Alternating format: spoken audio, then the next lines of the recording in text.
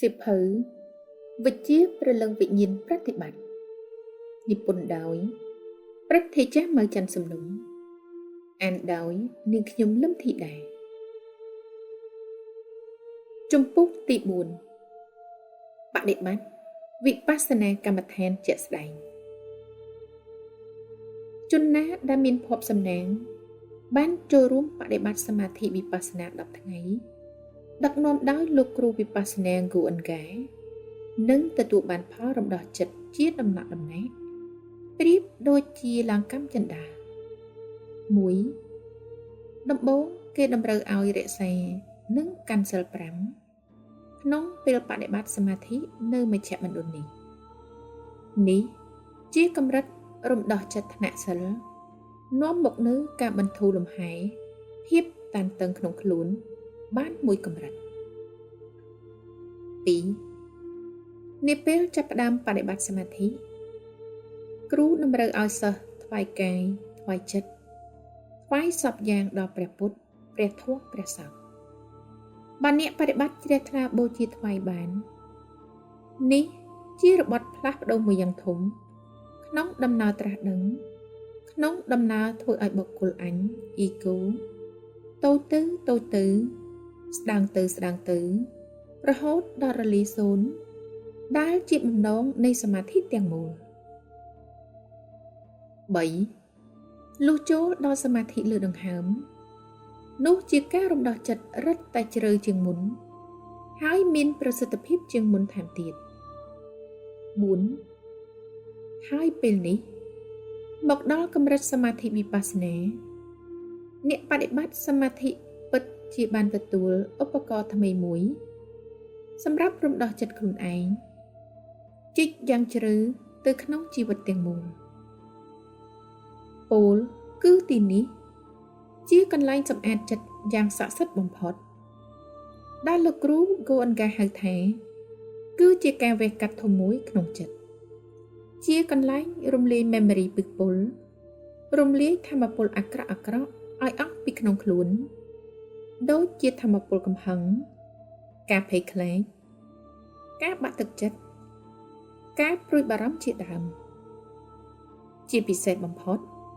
សមាធិវិបស្សនានឹងរំលាយកម្មពៀពីអតីតជាតិនិងកម្មពៀជាតិនេះនឹងនាំឲ្យអ្នកបដិបត្តិឈានឡើងទៅជួបសុខស្ងប់សប្បាយរីករាយសុភមង្គលពន្លឺត្រាស់ដឹងពន្លឺព្រះនិព្វាននៅពេលនេះនិងខាងមុខពុំខានឡើយ5ការផ្សាយមេត្តាស្នេហាគ្មានលក្ខខណ្ឌជាជំហានខ្ពស់បំផុតពោលគឺរូបបុគ្គលឈានទៅរលាយទៅជាតែមួយជាមួយនឹងចក្រវាលដែលមានធម្មជាតិសត្វមនុស្សរុក្ខជាតិមនុស្សនិងជានីរោគាផ្លូវចិត្តជ្រះស្រឡះពីព្រោះគេមានស្នេហាគ្មានលក្ខខណ្ឌដល់ចក្រវាលទាំងមូលគឺដោយអំណាចនៃធម្មពលស្នេហាបរិសុទ្ធនេះកំហឹងការស្អប់ខ្ពើមគំនុំឈឺចាប់ត្រូវបានសម្អាតអស់រលីងពីក្នុងខ្លួនតើបដិបត្តិសមាធិវិបស្សនាត្រូវធ្វើយ៉ាងដូចម្តេចសូមតាមដានស្ដាប់ដូចតទៅសូមផ្ដើមដោយសមថកម្មដ្ឋានសមាធិលើដង្ហើមប៉ុន្តែសមាធិមើលដង្ហើមចំណាយតែរយៈពេល 1/5 នៃពេលសមាធិវិបស្សនារួមប៉ុណ្ណោះពេលនេះសតិស្ថិតនៅនឹងដង្ហើមរុនច្រមុះនិងបបោសមាត់ខាងលើមួយសន្ទុះក្រោយមកចូលសម្រួលសតិបង្ខិតសតិយឺតតាមលំដាប់លំដោយពីកំពូលក្បាលដល់ចុងជើងហើយសាចុះសាឡើងពីចុងជើងត្រឡប់ឡើងមកដល់កំពូលក្បាលវិញដំបូងចូលនាំសតិដឹងទៅលើកំពូលក្បាលហើយត្រឹមតែដឹងវេទនានៅទីនោះដោយឧបេក្ខាដូចជាដឹងថាស្រាប់ដូចសត្វវាលើក្បាលធ្ងន់ក្បាលឮសំឡេងវឹង ឡាក់វេទនាទាំងនោះពុំនៅនឹងឡើយវាផ្លាស់ប្ដូរពីវិនាទីមួយទៅវិនាទីមួយជួនវេទនានេះមានឈ្មោះជួនគ្មានឈ្មោះដាក់បានយើងពុំត្រូវពិចារណាពុំវាតម្លៃគ្មានល្អគ្មានអាក្រក់អ្វីឡើយពុំចង់ឲ្យវេទនាកើតឡើងបែបនេះឬបែបនោះតាមចិត្តយើងឡើយជួនបើគ្មានវេទនាក៏បានដែរគ្រាន់តែដឹងតាមសភាពពិតរបស់វាឥរិយាបថបែបនេះឈ្មោះថាដឹងជាឧបេក្ខាបន្ទាប់ពីពិនិត្យវេទនាលើកំពូលក្បាលហើយសូមតាមដានផ្នែកចំហៀងក្បាលទាំងសងខាងនិងផ្នែកខាងក្រោយដូចនេះក្បាលទាំងមូលបានពិនិត្យចប់សពគ្រប់ហើយសូមចុះមកពិនិត្យផ្នែកលើផ្ទៃមុខងាភ្នែកច្រមុះ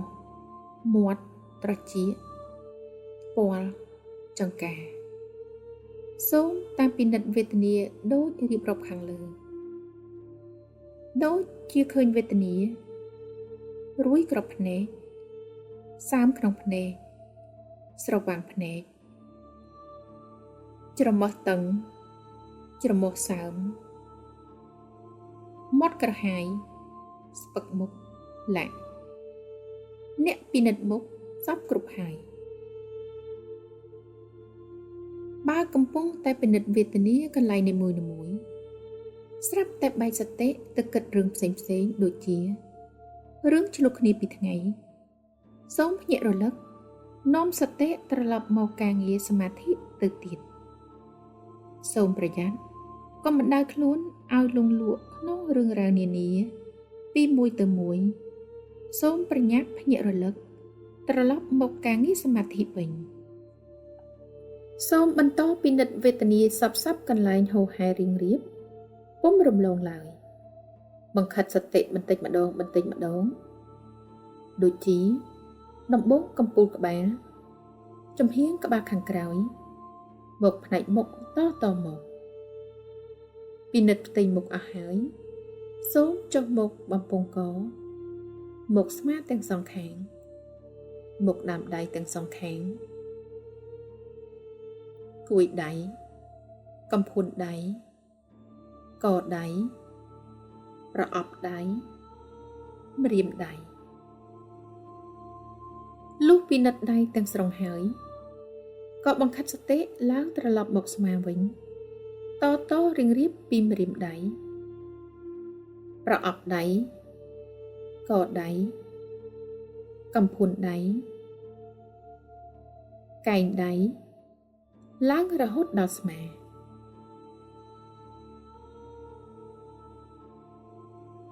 ឥឡូវអ្នកចុះមកដងខ្លួនចូលអ្នកបន្តបណ្ដាសតិនៅនឹងគ្រឿងក្នុងផ្នែកខាងមុខនៃដងខ្លួនមានដូចជាទ្រូងសួតក្រពះបេះដូងថ្លើមប្រមាត់លំពែងពោះវៀនតូចពោះវៀនធំរុនគូតប្រដាប់ភេទដើម្បីងាយស្រួលដល់ការបណ្ដោះសតិសូមយករូបភាពមកពិនិត្យមើលនិងចំណាំកន្លែងនៃគ្រឿងក្នុងទាំងនោះតាំងនៅមុនពេលសមាធិនៅផ្នែកខាងមុខនៃដងខ្លួននេះអ្នកអាចប្រទះជួបនឹងវេទនាដូចជាទ្រូងមានចលនាឡើងចុះតាមដង្ហើមឮសំឡេងបេះដូងតឹងទ្រូងដង្ហើមឆ្លងកាត់ត្រជាក់ក្នុងទ្រូងក្តៅងុំកោពោះរំញ័រហើមពោះឡាក់សូមចងចាំថាគ្រាន់តែដឹងបានហើយដឹងជាឧបេក្ខាចូលកុំពិចារណារកខុសត្រូវល្អអាក្រក់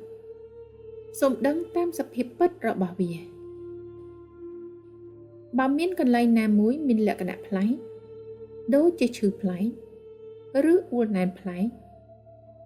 សូមសំងំនៅទីនោះបន្តិចរួចហើយបន្តដំណើរទៅទៀតទោះជាវាធូរស្រាលឬនៅតឹងតែងយ៉ាងណាក៏ដោយលុះបង្វិលសតិពិនិត្យវេទនាផ្នែកខាងមុខចាប់សពគ្រប់ហើយសូមបែរទៅពិនិត្យផ្នែកខាងក្រៅខ្នងពីស្មាចុះទៅរហូតដល់ត្រចៀកសូមកុំភ្លេចពិនិត្យវេទនាកន្លែងនីមួយៗដោយឧបេក្ខានិងមើលឃើញយ៉ាងច្បាស់នៅភាពប្រែប្រួលការរលត់អនិច្ចំអនត្តានោះនឹងកើតគតិបណ្ឌិតយល់ត្រូវក្នុងន័យគ្មានមនុស្សសត្វធ្វើសកម្មភាពក្នុងរូបកាយមនុស្សឡើយអ្វីជាដំណើរធម្មជាតិជាហេតុបច្ច័យកើតតគ្នាសូមកុំភ្លេចបើសិនជាបែកសតិនាពេលធ្វើការងារពិនិត្យលម្អិតអំពីវេទនានេះសូមភ្ញាក់រលឹកទាញសតិដឹងមកការងារសមាធិវិញពលគឺបន្តដឹងនៅវេទនាកំពុងកើតឡើងឥឡូវសូមបន្តចុះមកផ្លូវទាំងសងខាងជង្គង់កំភួនជើងកជើងប្រអប់ជើងម្រាមជើងលុះពិនិត្យដល់ចប់សពគ្រប់ហើយសូមត្រឡប់ឡើងមកតាមផ្លូវដដែលពីម្រាមជើងមកប្រអប់ជើងមកកជើងកំភួនជើងជង្គង់ផ្លូវត្រកៀកហើយឡើងហោហែមកខ្នងនឹងស្មាហើយសូមពិនិត្យចុងម្រាមដៃទាំងសងខាងប្រអប់ដៃកដៃកំភួនដៃគួយដៃដើមដៃស្មាហើយបន្តពិនិត្យផ្នែកខាងមុខដងខ្លួនដូចមុនចូលចាប់ផ្ដើមពីប្រដាប់ភេទរុនគូតពោះវៀនធំពោះវៀនតូចក្រពះថ្លើមប្រមាត់បេះដូងសួត